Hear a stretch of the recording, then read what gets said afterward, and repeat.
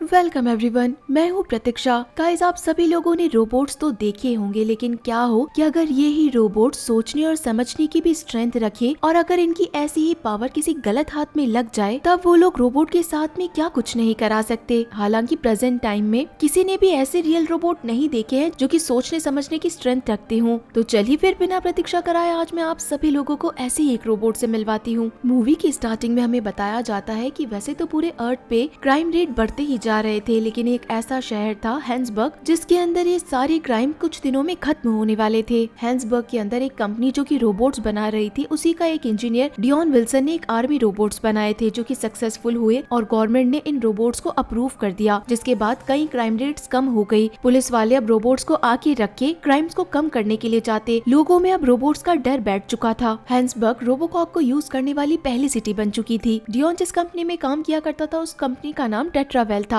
Guys, इस movie के अंदर आप अगर ध्यान से देखेंगे और अगर आप सभी लोगों ने स्लमडॉग मिलियनेयर मूवी देखी होगी तो आप इस मूवी के कैरेक्टर डियोन विल्सन से उसे रिलेट कर पाएंगे। इन रोबोट्स की टेक्नोलॉजी आर्टिफिशियल इंटेलिजेंस से बनी हुई थी। इस कंपनी के अंदर एक और इंजीनियर था जो कि एक्स आर्मी मेंबर भी था, जिसका नाम विंसेंट मोर था। विंसेंट ने भी यहाँ एक रोबोट को क्रिएट किया था जो कि आर्मी रोबोट से कहीं ज्यादा बड़ा, पावरफुल और डेंजरस भी था। इस रोबोट का नाम मूस था और इसने अभी तक सारे टेस्ट पास नहीं किए थे, इसी कारण गवर्नमेंट अभी इसे अप्रूव नहीं कर रही है। इस रोबोट को ह्यूमन ऑपरेट कर सकता है। इन रोबोट्स का भी गाइस एक सर्विस सेंटर होता है। जिस तरीके से अगर कोई आर्मी मेंबर इंजर्ड हो जाए तो उसे एम्बुलेंस में लेके जाया जाता है, वैसे ही रोबोट्स के लिए सर्विस सेंटर के अंदर भी रोबोट्स को लाया जाता है। यहाँ पे एक 22 नंबर का रोबोट था जो कि कई बार इंजर्ड होने के बाद आया करता था और इसे ठीक करके वापस से भेज दिया जाता था। इसी के साथ हमें एक गैंगस्टर ग्रुप दिखाया जाता है जिसके मेंबर, जिसमें लड़की का नाम यूलिंडा, इसी के साथ में निंजा और अमेरिका भी थे। इसी के साथ एक और गैंगस्टर टीम थी जिसके लीडर का नाम हिप्पो था। निंजा यहाँ पे हिप्पो को उसका इलीगल आइटम डिलीवर करने के लिए आया था, लेकिन उससे पहले ये आइटम डैमेज हो गया था। इसी कारण हिप्पो भड़क जाता है और अपने आइटम के बदले कई गुना पैसे मांगता है। 7 दिन के अंदर 20 मिलियंस की डील हुई थी। निंजा को पैसे लौटाने थे। इन लोगों की बातों के अंदर ही यहाँ पे पुलिस ने रेड मार दी थी और सारे रोबोट्स इन दोनों गैंग के ऊपर अटैक कर देते हैं। हिप्पो को लगा था कि निंजा के ग्रुप ने ही पुलिस वालों को बुलाया है, लेकिन अब तक निंजा का ग्रुप कैसे तैसे इस फाइट से भाग चुका था और आखिर में हिप्पो ने भी एक बड़े से ब्लास्ट से 22 को इंजर्ड कर दिया था। सर्विस सेंटर के अंदर जब 22 को लाया जाता है और उसके पार्ट्स को चेक किया जाता है तो कई सारे पार्ट्स डैमेज हो चुके थे, इसी कारण उसे रिन्यू नहीं किया जा सकता था। इसे क्रैश के लिए भेजा जाना था। निंजा के पास में हिप्पो का कॉल आता है। निंजा को लगा था कि शायद हिप्पो लास्ट वाले अटैक में मर गया होगा, लेकिन हिप्पो बचने के बाद में निंजा के रहने की जगह भी पता लगा लेता है और उसे वापस से धमकी देता है कि उसके पैसे 7 दिन के अंदर आ जाने चाहिए। निंजा को पता चलता है कि यहाँ से कुछ ही दिनों के अंदर एक पैसों से भरा हुआ ट्रक जाने वाला है, लेकिन उसकी रॉबरी के लिए इन्हें काफी सारे वेपन्स की जरूरत है। ये लोग अगर इन्हें लूटने के लिए भी जाएंगे तो रोबोकॉप इन्हें मार डालेंगे। तब यहाँ पे यूलैंडी बोलती है कि कैसा हो कि अगर इस मशीन को बंद करने का हमें रोबोट मिल जाए। इनकी बातों से फाइनल डिसीजन ये निकलता है कि ये लोग रोबोट बनाने वाले क्रिएटर को ढूंढेंगे, क्योंकि उसके पास रोबोट को ऑफ करने की चाबी होगी और अगर एक बार रोबोकॉप बंद हो गए तो ये लोग आराम से चोरी कर पाएंगे। डियोन अपने घर आकर भी काम किया करता था। डियोन का न्यू प्रोजेक्ट अपने ही रोबोकॉप के अंदर इंटेलिजेंस को बढ़ाने का था। जो काम डियोन करना चाहता था आखिर के अंदर वो फॉर्मूला को क्रैक कर लेता है। डियोन यहाँ पे अपनी कंपनी की सीईओ से मिलने जाता है और उसे सब कुछ बताता है कि कैसे उसने उस फॉर्मूले को क्रैक किया है, जिससे कि रोबोट के अंदर इंस्टॉल करने के बाद वो रोबोट सोच और समझ सकते हैं। ये अब तक की सबसे बड़ी खोज होगी। लेकिन सीईओ बताती है कि डियोन के बने हुए रोबोकॉप से गवर्नमेंट बहुत खुश है और नई चीजों को ये लोग अभी मार्केट में नहीं ला सकते हैं। इसी कारण डियोन को टेस्ट के लिए भी परमिशन नहीं मिलती है। अब जब डियोन को ऑफिस से परमिशन नहीं मिली तो वो ये टेस्ट करना तो चाहता था, इसी कारण वो दूसरा रास्ता चुनता है। वो उस रूम के अंदर एंटर करता है जिसके अंदर सिक्योरिटी चिप रखी हुई थी, वही की जो कि सारे रोबोट्स को ऑन रखती है। डियोन को ये भी ध्यान आता है कि एक रोबोट को क्रैश के लिए भेजा जाने वाला था, इसी कारण वो 22 को अपने साथ ले जाता है और साथ ही में वो चिप भी चुरा के ले जाता है। यहाँ डियोन अपने एक्सपेरिमेंट के लिए उस रोबो को अपने घर लेके जा रहा था। इतनी ही देर के अंदर निंजा की टीम यहाँ पे पहुँच जाती है, जो कि अपने साथ में जबरदस्ती डियोन को ले जाती है। इन गैंगस्टर्स को ये तो पता नहीं था कि इन रोबोट्स को कैसे ऑन या ऑफ किया जाता है, इसी कारण ये डियोन को कहते हैं कि इस रोबोट को ऑफ करके बताओ। डियोन कहता है कि उन रोबोट्स को इस तरीके से नहीं बनाया गया है कि इन्हें ऑफ किया जाए, इनकी सिक्योरिटी कभी भी हैक नहीं की जा सकती है। लेकिन निंजा को ये एक्सप्लेनेशन नहीं चाहिए था, बल्कि उसे तो ये रोबोट्स बंद चाहिए थे। ये लोग जब डियोन की वैन को चेक करते हैं तो उसमें इन्हें एक रोबोट मिलता है। निंजा कहता है कि तुम इसी रोबोट को स्टार्ट करो। डियोन समझाने की कोशिश करता है कि ये बस मेरा एक एक्सपेरिमेंट है जिसे मैंने अभी तक टेस्ट भी नहीं किया है, ये किस तरीके से बिहेव करेगा मुझे नहीं पता। डियोन कहता है कि ये बाकी रोबोट से बिल्कुल डिफरेंट होगा, ये एक बच्चे की तरह स्टार्ट स्टार्ट होगा और उसे कई सारी चीजें समझानी पड़ेगी। लेकिन निंजा की टीम को तो एक गैंगस्टर रोबोट चाहिए था। डियोन अब उस पूरे रोबोट को इंस्टॉल कर देता है और साथ ही साथ सीपीयू के अंदर सिक्योरिटी चिप लगा के रीइंस्टॉल भी कर देता है। सॉफ्टवेयर इंस्टॉल करने के साथ में रोबोट एक्टिव हो चुका था, लेकिन जैसा कि डियोन को लगा था कि उसकी मेमोरी बिल्कुल एक बच्चे की जैसी होगी, वैसे ही ये रोबोट 22 बिहेव करता है। वो एक बच्चे की जैसे पीछे छुप जाता है। नियोन को खुद का एक्सपेरिमेंट बिल्कुल सक्सेसफुल लग रहा था, लेकिन बाकी गैंगस्टर मेंबर को ये समझ में नहीं आ रहा था कि रोबोट ऐसा क्यों बिहेव कर रहा है। यूलैंडी रोबोट 22 का नाम चैपी रख देती है, क्योंकि वो किसी भी नई चीज को देख के खुश हो रहा और उसे हर चीज जाननी थी। निंजा डियोन को यहाँ से जाने के लिए कहता है और कहता है अगली बार यहाँ पे आना मत, लेकिन डियोन जाने से पहले कहता है कि मैं इसे ट्रेन करूंगा और मैं कल वापस आऊंगा। टेट्रावेल के अंदर कई सारे कमिश्नर आए थे। विंसेंट उनके सामने मूस का प्रेजेंटेशन कर रहा था। इन कमिश्नर्स के अप्रूवल के बाद में ही मूस को आर्मी में लाया जा सकता था, लेकिन ये सारे ऑफिसर्स मूस के अंदर काफी सारी कमियां निकाल देते हैं, जैसे कि ये बहुत बड़ा है, वाइल्ड है और इसे ऑपरेट करना भी टिपिकल है। इसी कारण मूस के प्रोजेक्ट को रिजेक्ट कर दिया जाता है। दूसरी तरफ डियोन के बनाए हुए रोबोट्स इतने ज्यादा सक्सेसफुल थे, इसी कारण गवर्नमेंट ने टेट्रावेल कंपनी को 100 नए रोबोट्स बनाने का भी ऑर्डर दिया। विंसेंट ने एक बार डियोन को जाते हुए देख लिया था, इसी कारण वो उसे सिक्योरिटी रूम के अंदर जाता है जहाँ पे सिक्योरिटी की रखी हुई थी। विंसेंट जब सिक्योरिटी चिप तक पहुँच जाता है, लेकिन उस जगह से चिप गायब थी। सिस्टम रिकॉर्ड में चेक करने के बाद में विंसेंट को पता चलता है कि वो चिप इस जगह से बाहर है, ऊपर से एक रोबोट में इंस्टॉल्ड है और वो रोबोट 22 है, जिसे कि क्रैश करने के लिए भेजा गया था। यूलैंडी इतनी भी बुरी नहीं थी, इसी के कारण वो चैपी के साथ में बात करती है और उसे कई सारी नई नई चीजें सिखाती है। अमेरिका भी उसके साथ में खेलने लगता है और उसे डूड के जैसे बनना सिखाता है। निंजा को ये चीजें नहीं सिखानी थी चैपी को, वो चैपी को एक गैंगस्टर बनाना चाहता था। निंजा अपने साथ में चैपी को लाकर उसे गन चलाना सिखाता है। चैपी काफी डर रहा था और उसे अभी शॉट लगाने भी नहीं आते थे। टेट्रावेल के ऑफिस के अंदर विंसेंट आके डियोन को पकड़ लेता है और उसके सर पे गन रख के कहता है कि मुझे गार्ड की चाहिए, वो भी अभी के अभी, क्योंकि मुझे मूस के ऊपर टेस्ट करने हैं। डियोन कहता है कि सिक्योरिटी पर्पस से मैं तुम्हें वो नहीं दे सकता हूँ और विंसेंट उसी टाइम पे गन चला देता है जो कि खाली थी। विंसेंट यहाँ पे डियोन को कहता है कि ये तो बस एक प्रैंक था, तुम डर क्यों गए इस बात से, लेकिन ये चीज डियोन को बिल्कुल पसंद नहीं आई थी। अब गार्ड की के गायब होने के कारण डियोन भी काफी परेशान हो जाता है और वो चैपी से मिलने के लिए ऑफिस छोड़ के चला जाता है। डियोन का पीछा विंसेंट कर रहा था। विंसेंट देख चुका था कि डियोन किस तरीके के बेस के अंदर गया है और यहाँ पर एक रोबोट भी है। अंदर डियोन चैपी से जब मिलता है तो वो उससे पूछता है कि आज तुमने क्या क्या सीखा, लेकिन चैपी तो यहाँ पे सारे गैंगस्टर वाले वर्ड्स बोल रहा था। इसी कारण डियोन चैपी को समझाता है कि आज वो उसे प्रॉमिस करेगा कि वो कभी भी किसी को शूट नहीं करेगा, किसी को हर्ट नहीं करेगा, अपने डिसीजन उसे खुद लेने पड़ेंगे। और चैपी डियोन की बात इसलिए मानता है क्योंकि डियोन ही चैपी का मेकर था और मेकर की बात चैपी को माननी ही थी। डियोन चैपी की टैलेंट को बाहर निकालना चाहता था, एक ऐसा रोबोट जो सिर्फ आर्मी में काम ना आए बल्कि वो हर एक काम कर सके। इसी कारण डियोन अपने साथ में चैपी को लेके बाहर आता है और उसे पेंट ब्रश दे देता है। डियोन और यूलिंडा दोनों को पता चलता है कि चैपी कितना स्मार्ट रोबोट है जो एक सेकंड के अंदर भी पेंट कर सकता है। अगर वो इतनी छोटी चीज कर सकता है कि वो कई बड़ी बड़ी चीजें भी सॉल्व कर सकता है। विंसेंट डियोन की चैपी को पेंटिंग करता हुआ देख लेता है। निंजा वहाँ पहुँचते ही डियोन को बुरी तरीके से मारता है और उसे वापस यहाँ से जाने के लिए कहता है। चैपी डरा हुआ था और वो बार बार यही कह रहा था कि प्लीज इसे मत मारो, यानी कि चैपी के अंदर भी इमोशंस थे। अब जैसे बच्चों को स्कूल भेजा जाता है अच्छी चीजें सीखने के लिए, वैसे ये गैंगस्टर अगर किसी को लेसन देना चाहते हैं तो उसे किसी ट्रबल में छोड़ देते हैं। इसी कारण निंजा और अमेरिका चैपी को अपने साथ लेकर जाते हैं और बच्चों के ग्रुप में छोड़ देते हैं। चैपी एक रोबोकॉक जैसा दिखता था, इसी कारण हर कोई उससे पहले डरता है और चैपी भी यहाँ निंजा को जाता हुआ देख के बार बार कहने लगता है कि उसे घर जाना है, उसे यहाँ पे नहीं रुकना है। ये सारे बच्चे समझ जाते हैं कि ये रोबोट बाकी रोबोट जैसा नहीं है, इसी कारण वो चैपी को बुरी तरीके से मारते हैं। रिटर्न में चैपी अटैक इसलिए नहीं करता क्योंकि उसने डियोन से प्रॉमिस किया था कि वो कभी किसी को हर्ट नहीं करेगा। ये बच्चे चैपी को इतनी बुरी तरीके से मारते हैं कि उसे जला भी देते हैं, लेकिन फिर भी चैपी यहाँ से भाग जाता है। यहाँ हम देखते हैं कि जिस जगह चैपी बैठा था वहाँ पे एक डॉग भी आता है और चैपी उस डॉग को प्यार करने लगता है। इतनी ही देर के अंदर विंसेंट ने रोबोट 22 जो कि चैपी पहले था उसके लोकेशन को ट्रैक कर लेता है। विंसेंट यहाँ पे चैपी को अकेला देख के उसे ट्रैप करके अपने साथ ले जाता है। अब तक चैपी को वापस होश आ चुका था। वो स्टार्ट होते ही देखता है कि विंसेंट के साथ में और कई लोग थे जो कि उसके साथ में अच्छा बिहेव नहीं कर रहे हैं, इवन उसका एक हाथ भी काट दिया जाता है। विंसेंट यहाँ पे चैपी के अंदर लगी हुई गार्ड की को भी चुरा लेता है। चैपी यहाँ पे लोगों को दूर करके इस चलती हुई वैन से भाग जाता है। इतनी ही बुरी हालत के अंदर चैपी घर ढूंढ के उस बैकयार्ड के अंदर पहुंच जाता है जहाँ पे निंजा की सारी टीम रह रही थी। वो यूलिंडा को अपनी मॉम कहता है, इसी कारण वो कहता है कि देखो बुरे लोगों ने मेरे साथ में क्या किया है। यूलिंडा चैपी को नीचे बिठाती है और एक बच्चे की जैसे पूछती है कि आखिर तुम्हारे साथ में ऐसा किसने किया है। निंजा और अमेरिका को भी बुरा लग रहा था कि उसे शायद बच्चों के साथ में इसे नहीं छोड़ना चाहिए था। तब अमेरिका डियोन के दिए हुए पार्ट्स में से एक हाथ चैपी में इंस्टॉल कर देता देता है और अब चैपी पहले से काफी ठीक हो जाता है। निंजा अमेरिका के साथ में अब चैपी को वापस बताता है कि बुरे बच्चे तुम्हें हर जगह मिलेंगे, इसी कारण तुम्हें फाइट करना आना चाहिए, तुम्हें स्ट्रॉन्ग बनना चाहिए, बल्कि तुम्हें हमारे जैसे गैंगस्टर के जैसे चलना बोलना और एटीट्यूड भी लेना सीखना चाहिए। डियोन के प्रॉमिस के कारण चैपी किसी के ऊपर अटैक करने के लिए मना करता है। इसी के कारण निंजा और अमेरिका उसे इन्फ्लुएंस करते हैं, उसे बताते हैं कि तुम्हें बस लोगों को सुलाना है और चैपी को ऐसे वेपन्स चलाना सिखा देते हैं जिससे कि लोग मर जाते हैं। चैपी को बताया जाता है कि इससे सिर्फ इंसान सो जाते हैं और अब चैपी ये सारी चीजें चलाना सीख चुका था। निंजा अब खुद को चैपी का डैड बताता है और चैपी को कहता है कि डैड की कार कुछ बुरे लोगों ने चोरी कर ली है, उनसे जाके बस कार ले आओ। अब चैपी को ये नहीं पता था कि चोरी करना क्या होता है। निंजा जिस कार के बारे में बताता उसी कार में जाके चैपी लोगों की कार को खराब कर देता या फिर उन लोगों को बुरी तरीके से मार के कहता कि तुमने मेरे डैड की कार चुराई है। अब जब लोग देखते हैं कि रोबोट एक कार चुरा रहा है तो ये भी सबके लिए एक बहुत नई चीज थी। निंजा ने ये कार असल में इसलिए चुराई थी क्योंकि वो किंग को ये कार देके काफी सारे हथियार खरीद सके,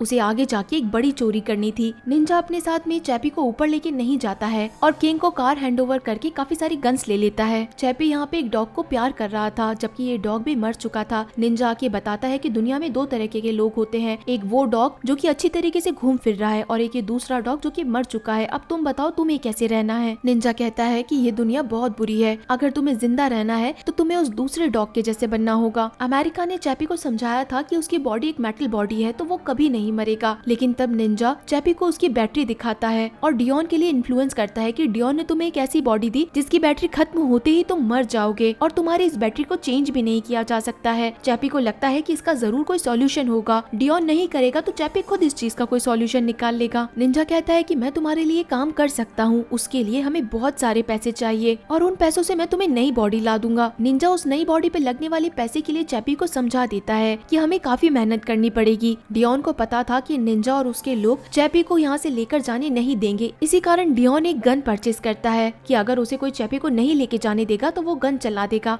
डियोन चैपी से बात करने की कोशिश करता है लेकिन चैपी डियोन को इग्नोर कर रहा था। असल के अंदर चैपी ह्यूमन नेचर यानी कि गुस्सा होने वाले नेचर को बता रहा था कि कैसे वो डियोन से गुस्सा है। डियोन यहाँ पे चैपी को समझाता है कि वो इन लोगों की मदद ना करे, वो गलत काम क्यों कर रहा है, लेकिन चैपी को अब जैसा कि गैंगस्टर के बारे में बताया गया था तो वो वैसी ही चीजें कर रहा था और कहता है कि मैं मेरे हिसाब से काम कर सकता हूँ। चैपी इसलिए भी डियोन की बात नहीं मानता है क्योंकि उसे एक ऐसी बॉडी मिली थी जिसकी बैटरी बहुत कम है। विंसेंट को अब जब गार्ड की मिल जाती है तो वो सिस्टम के अंदर गार्ड की को इंस्टॉल करके सारे रोबोट्स के सिस्टम को हैक कर लेता है और उस माइंड सिस्टम को क्रैश कर देता है, जिससे कि जितने भी रोबोकॉप इस समय ड्यूटी पे थे वो सारे क्रैश होके गिर जाते हैं और सारे चोर शहर के अंदर यूं ही खुलेआम घूमने लगते हैं। हेडक्वार्टर से अब ह्यूमन पुलिस को बाहर भेजा जाता है सिचुएशन को कंट्रोल करने के लिए। अब जब सारे रोबोट एक बार के लिए बंद हुए थे तो रोबोट नंबर 22 यानी कि चैपी भी डिसऑर्डर में आ जाता है और वो वहीं पे बंद हो जाता है। डियोन अब किसी की बात नहीं सुनता और अपने साथ में चैपी को ले जाता है। डियोन अपने साथ में चैपी को लेकर टेट्रावेल पहुंच जाता है। सर्विस सेंटर में जाते ही वो चैपी को रिबूट करने की कोशिश करता है और रिबूट होने के साथ में चैपी रीस्टार्ट हो जाता है। डियोन चैपी को यहाँ से लेके जाना चाहता था लेकिन चैपी सर्विस सेंटर को देख के कहता है कि यहाँ पे तुम मुझे ठीक कर सकते हो। डियोन उसे समझाने की कोशिश करता है कि तुम यहाँ ठीक नहीं हो सकते, यहाँ से जल्दी चलो। विंसेंट डियोन को ऐसे रोबोट से बात करता हुआ देख लेता है और उसे इस चीज पे बिलीव ही नहीं होता कि डियोन ने एक ऐसा रोबोट बनाया है जो कि सोच और समझ सकता है। चैपी को वहाँ एक रोबोट की बॉडी मिल जाती है और वो डियोन से जिद करने लगता है कि वो चैपी को इस बॉडी के अंदर ट्रांसफॉर्म कर दे। डियोन चैपी को समझाने की कोशिश करता है कि तुम कोई फाइल नहीं हो जो ट्रांसफर कर दिए जाओगे, तुम कोई प्रोग्राम नहीं हो जो इंस्टॉल कर दिए जाओगे, तुम इन सारी चीजों से कहीं ज्यादा हो। चैपी को ये सारी चीजें एक्सक्यूजेस लग रही थी और उसे लगता है कि डियोन उसकी हेल्प ही नहीं करना चाहता। वो पास में रखे हुए एक न्यूरो हेलमेट को देखता है और पूछता है कि ये क्या चीज है। डियोन ये भी समझाता है कि ये हेलमेट किस काम में आता है, इससे रोबो को कंट्रोल किया जा सकता है। तब चैपी उस हेलमेट को अपने साथ ही ले जाता है। जब वो अपने घर पहुंच जाता है तो चैपी यहाँ पे उस न्यूरोट्रांसमीटर हेलमेट की मदद से मेमोरी को कॉपी करता है। चैपी को भी ये चीज करने में कई बार फेलियर का सामना करना पड़ता है। इस चीज का इनोवेशन अभी तक भी किसी ने नहीं किया था, यानी कि डियोन भी ऐसी चीज नहीं कर पाया था कि वो किसी की मेमोरी को कॉपी कर सके या ट्रांसफॉर्म कर सके किसी और चीज में, लेकिन चैपी ने ऐसा कर दिया था। चैपी यहाँ पे खुद की मॉम की मेमोरी और साथ में खुद की मेमोरी भी कॉपी कर लेता है। अब जैसा कि निंजा ने